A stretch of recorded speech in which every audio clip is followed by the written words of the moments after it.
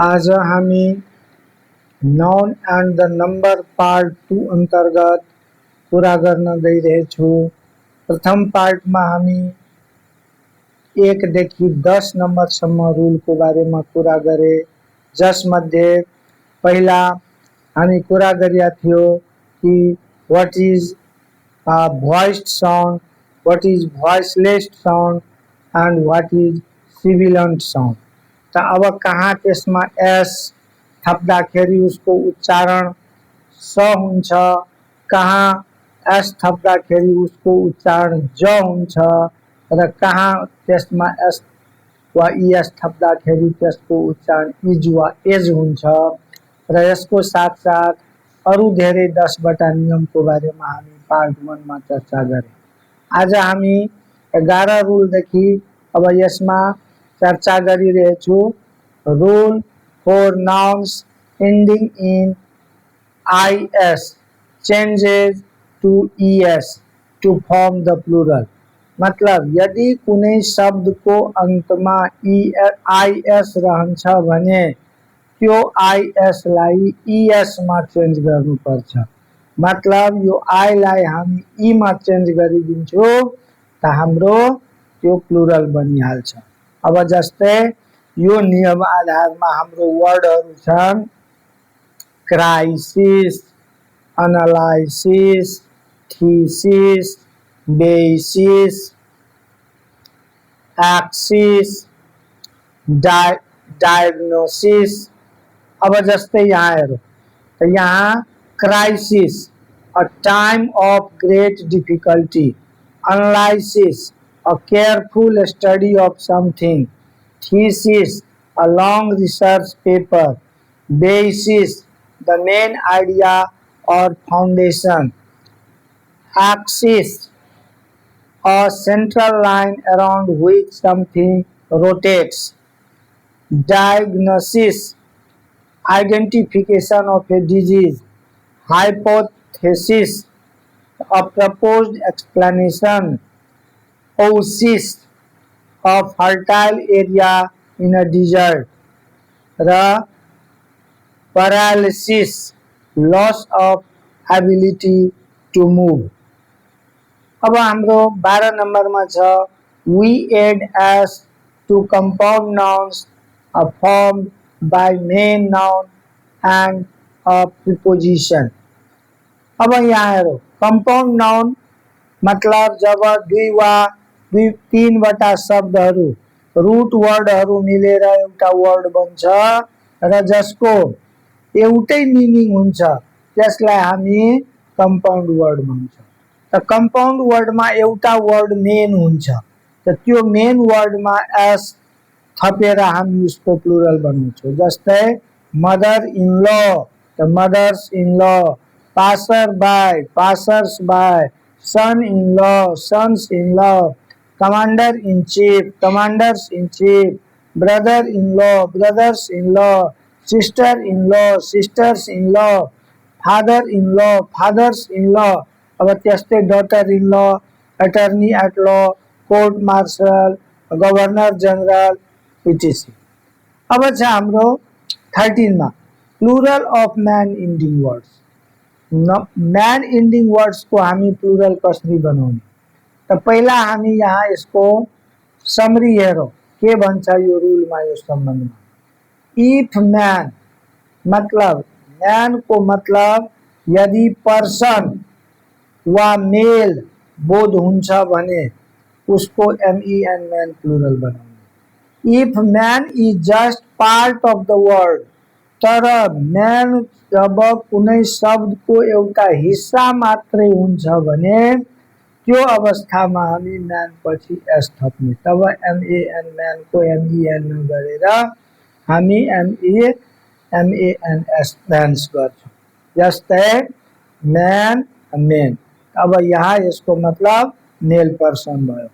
अब पोलिसमैन त यो मेल मैन, पोस्टमैन त मैन, फिशरमैन त पर्सन, यानी यो सबै पर्सन को बोध गरायो। जेन्टिलमैन, नॉर्थमैन, फ्रेंचमैन, नोबलमैन। तर यहाँ ब्राह्मण त यहाँ यो पर्सन को बोध भएन, यो पार्ट अफ द वर्ड हो, त यसमा एस लाग्यो। मुसलमान त यसमा एस। जर्मन यसमा यो नेसनालिटी को बोध गरायो एस। रोमन यो नेसनालिटी एस। ऑटोमन यो S. Shaman S. Human S. Batman S. फेरि सोम्यान र सेल्सम्यानमा यो पर्सन को बोध गराउँछ, त्यसैले यसमा एमएन एमईएन गर्ने म्यान को। अब हामी हेरौँ, इन कंपाउंड्स विथ मैन और वुमन बोथ पार्ट्स में चेंज। अब यहाँ यो वर्डहरुमा यदि म्यान र वुमन पछि कुनै काउन्टेबल नाउन आउँछ भने त उसको दुवै पार्टलाई हामी प्लुरल गर्छौं। जस्तै मैन सर्भेन्ट त men servant, woman servant woman servants, man doctor men doctor, woman doctor woman doctors, man teacher man teachers, woman teacher woman teachers, lord justice lord justice, knight templar knight templars.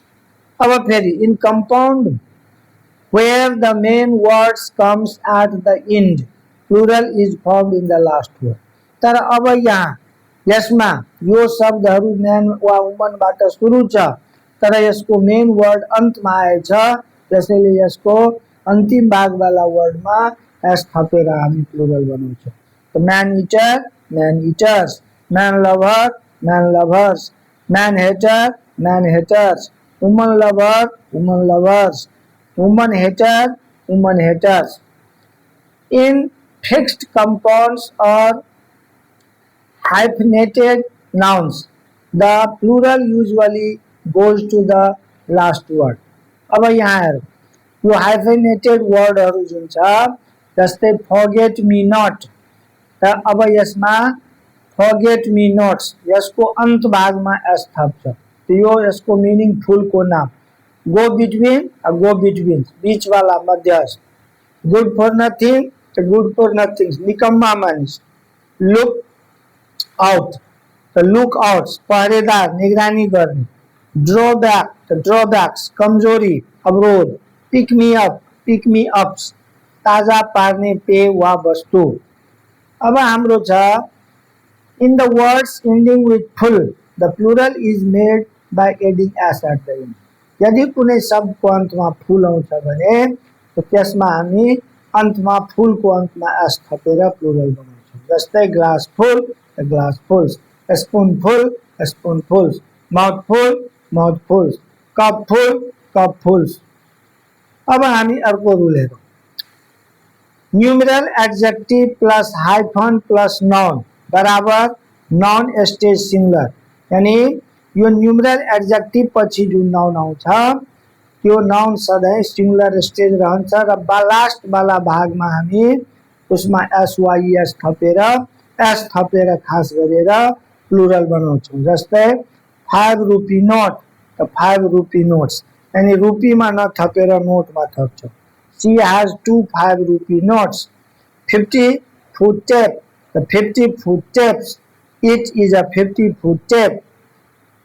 अब यसमा some title have special plural forms. अब जस्तै mister त mister को हुन्छ messrs, त messrs Sharma and Gupta are parents are partners. Mrs त mesdames Rai and Karki attended the meeting. अब हामी यहाँ हेरौँ letters verbs figures and abbreviations the plural by adding apostrophe s। अब हामी लेटर को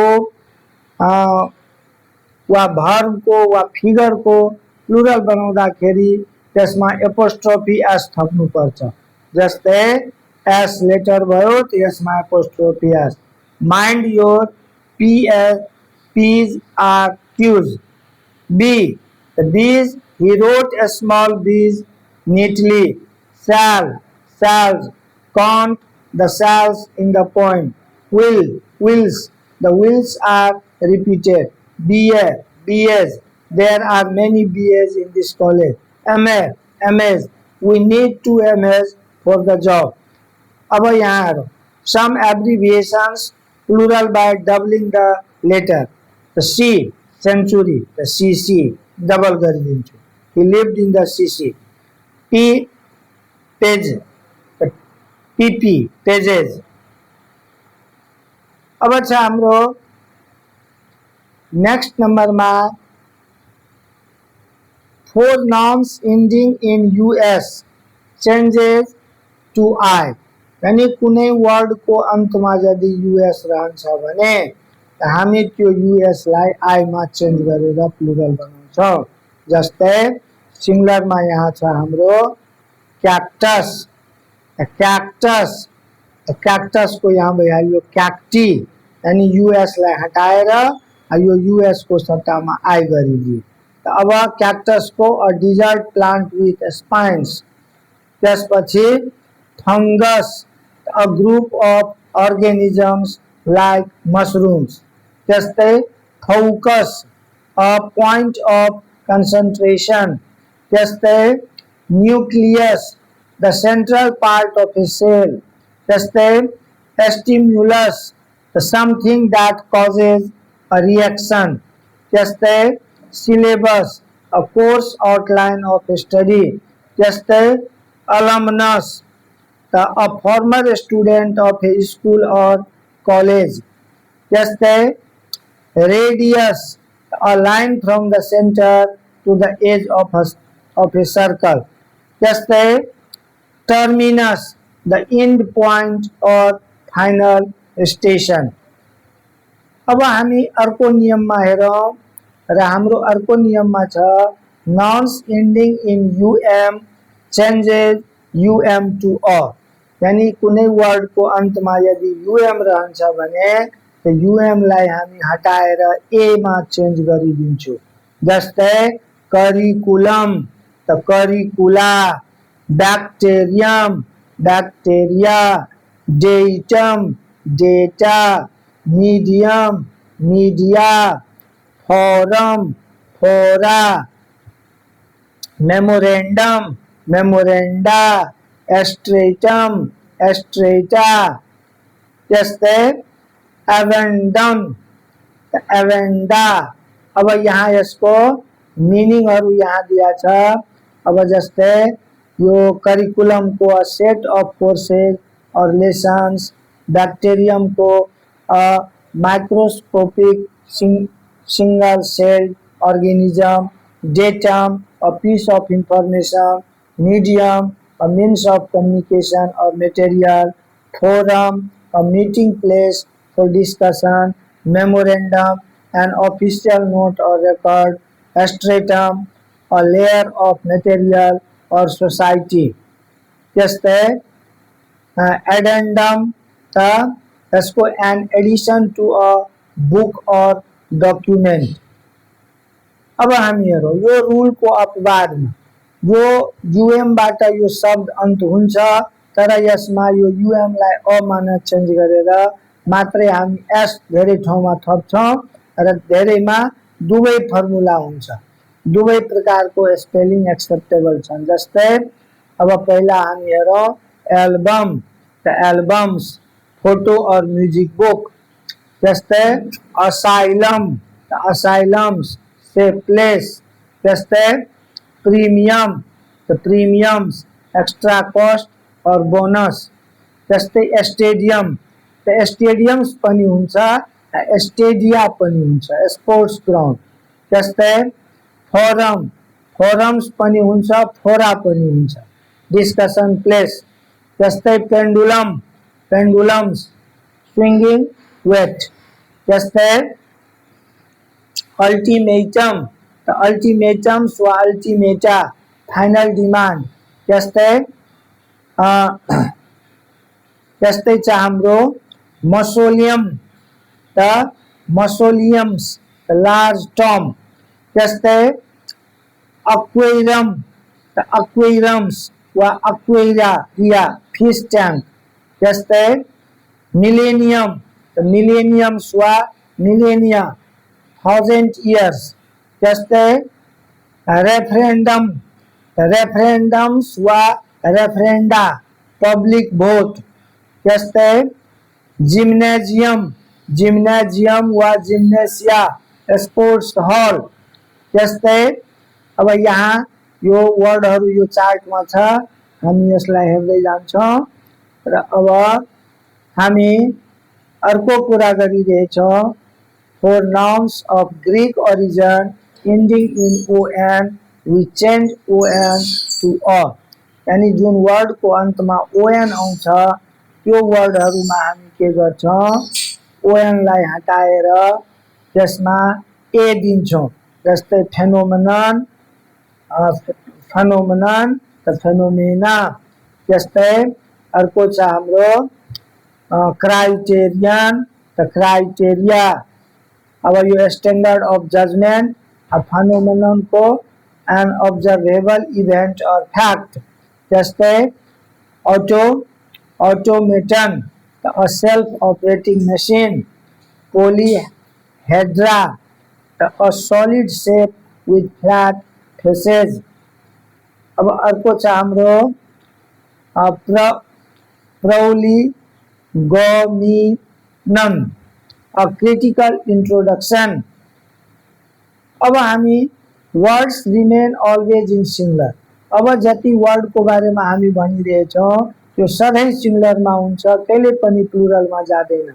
advice, information, news, bread, butter, चीज, राइस, वाटर, सुगर, टी।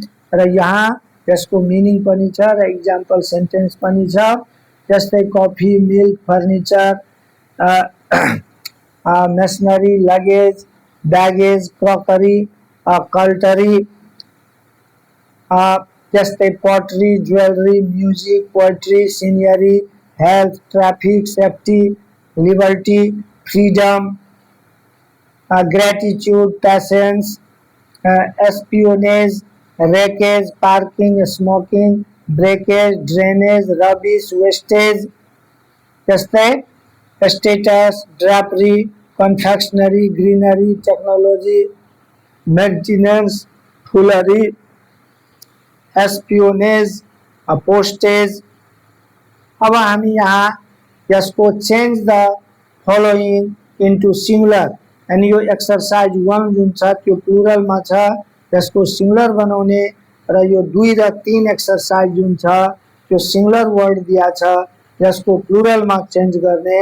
र विद्यार्थीहरूले जति यो नियमहरूको बारेमा म चर्चा गरेँ त्यसलाई पढेर त्यो एक्सरसाइज गर्छ। र फेरि तेस्रो exercise answer the following questions. अब जस्तै what is the plural of alumnus. त्यस्तै अब यो प्रश्नहरूलाई पढेर राम्ररी यसको उत्तर लेख्ने र हामी फेरि यसको अन्तिम भाग यानी यो नम्बर नाउन एन्ड द नम्बरको तेस्रो भाग लिएर आउँछु। तबसम्मको लागि गुड बाई, धन्यवाद।